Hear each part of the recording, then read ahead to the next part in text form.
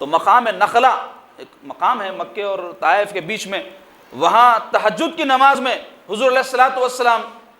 قرآن مجید بآواز بلند پڑھنے لگے تو وہاں سے جنات کی ایک جماعت گزر رہی تھی۔ سرکار پاک صلی اللہ علیہ وسلم کی تلاوت کو سن کر، اللہ کے حبیب کی تلاوت کو سن کر وہ لوگ نیچے آئے، حضور علیہ الصلوۃ والسلام کے دست حق پرست پر اسلام قبول کر لی، اور جا کر کے پھر اپنے قوم میں، اپنے قبیلوں میں سرکار پاک صلی اللہ علیہ وسلم کے پیغام کو پہنچائے۔ تو دیکھو کیسی شان ہے میرے سرکار کی کہ انسانوں میں بھی جو ان کی پیروی کرتا ہے ان کی دعوت کو دوسروں تک پہنچاتا ہے، اور جو جنات میں بھی ان کی پیروی کرتا ہے وہ بھی اپنی قوم میں ان کی دعوت کو پہنچاتا ہے۔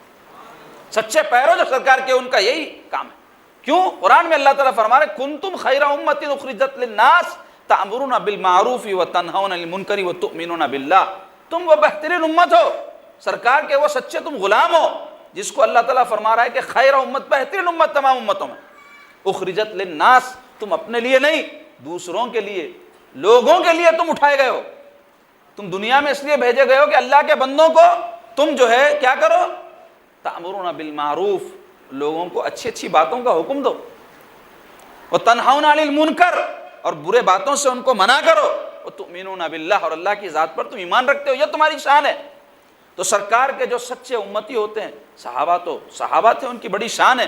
لیکن جو بھی ان کی متبع ہیں، جو ان کی پیروی کرنے والے ہیں، وہ بھی دین اسلام کو لے کر خالی بیٹھے نہیں رہتے، بلکہ اپنے اپنے لیول پر جو خدمت دین کی ہو سکتی ہے کرتے رہتے ہیں، اپنے اہل و عیال کی اصلاح کرتے ہیں، اپنے محلے میں جو ہے کسی کو نیکی کی دعوت دے دیتے ہیں، کسی کو خیر اور بھلائی کی بات بتاتے ہیں۔ خود اتنی سکت اور صلاحیت نہیں ہوتی کہ دین سمجھا سکے، تو جو سمجھا سکتے ہیں ترغیب دلا کے وہاں تک اللہ کے بندوں کو پہنچا دیتے ہیں۔ کتنے ہی اللہ کے بندے صدیوں سے جو ہے راہیاب ہوئے، ہدایت یافتہ ہوئے، ایسے ہی طریقے سے